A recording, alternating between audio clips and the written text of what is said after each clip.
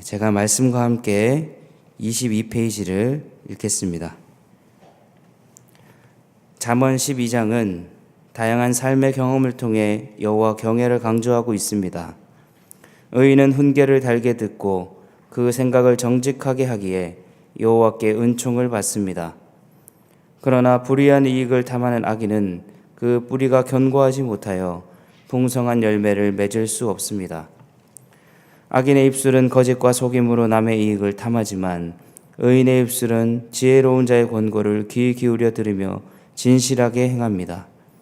따라서 의인은 하나님의 기뻐하심을 입으며 이웃의 인도자가 되지만 악인의 소행은 자기 스스로를 미혹하는 미련한 자가 될 뿐입니다.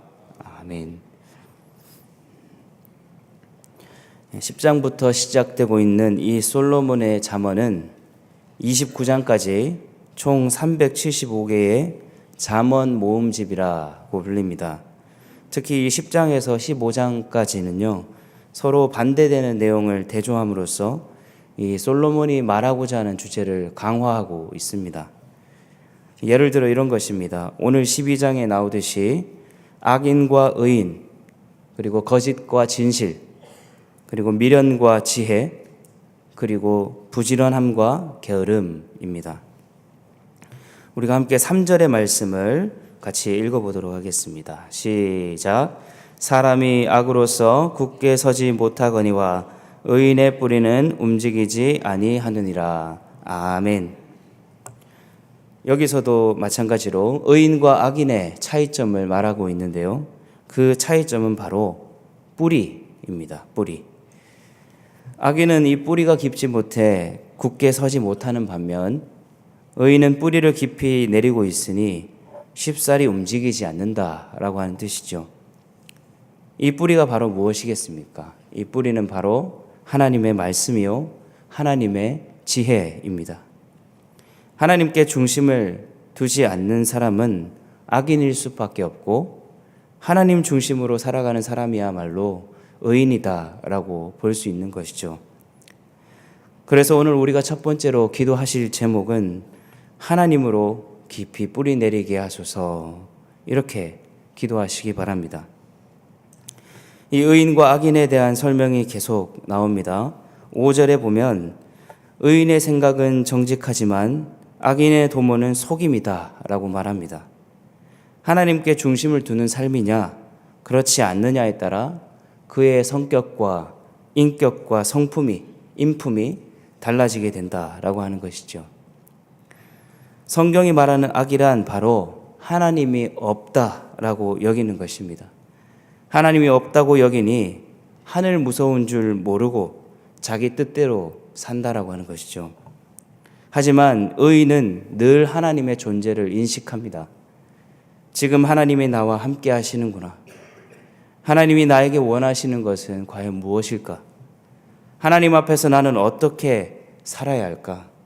이 모든 것이 바로 의인의 사고방식이다라고 하는 것이죠.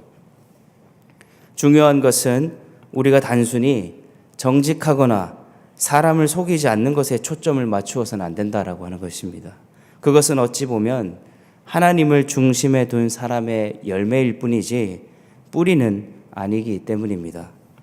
결국 중요한 것은 뿌리 되시는 하나님을 중심에 두고 사는 삶인 줄 믿습니다.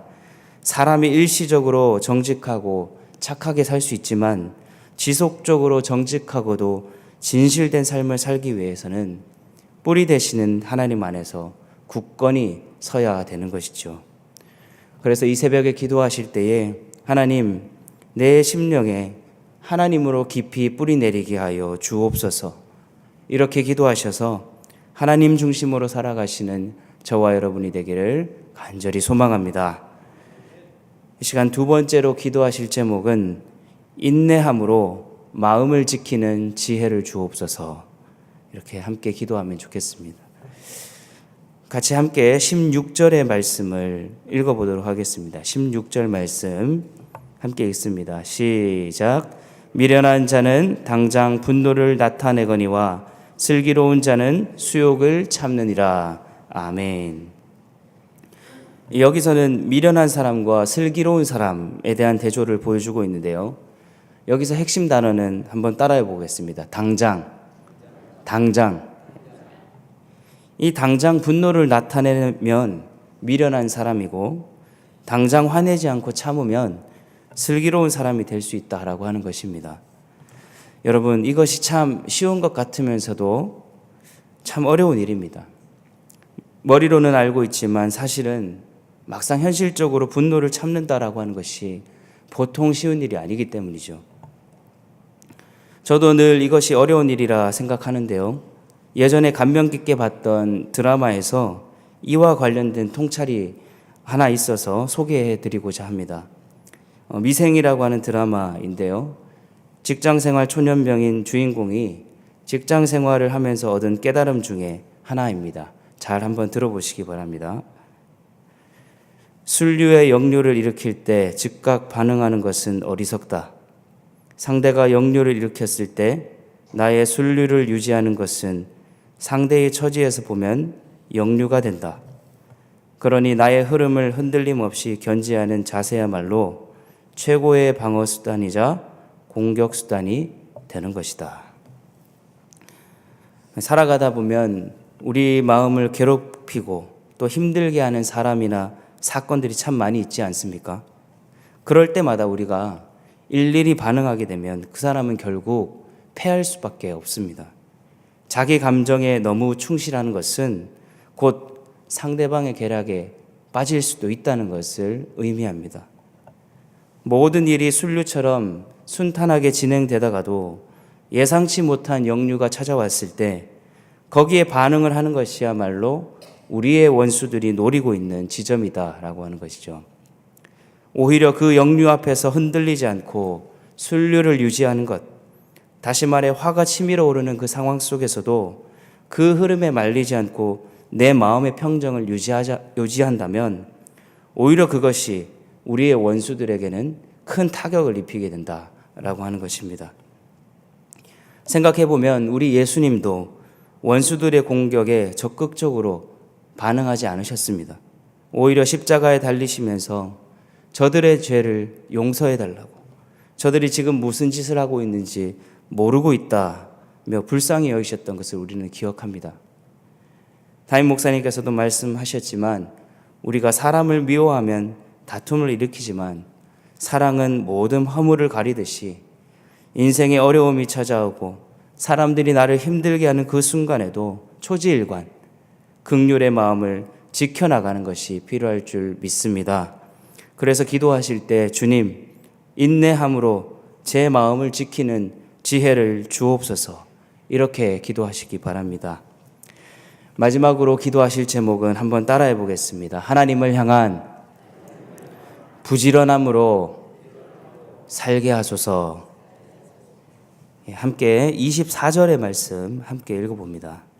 24절 시작.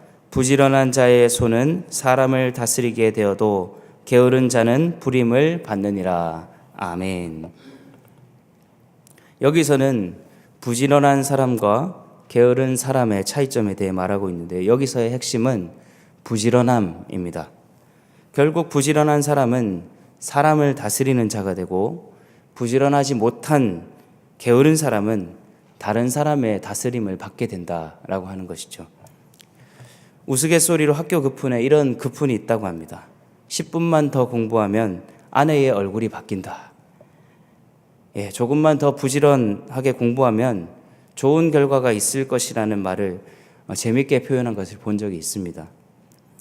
그런데 이 부지런함을 좀 더 신앙적으로 해석해 보자면 하나님 아버지의 마음을 헤아리는 데 있어서 부지런하게 되면 다른 사람을 바라보는 시각이나 관점이 더욱 크고 넓어진다라고 하는 것입니다.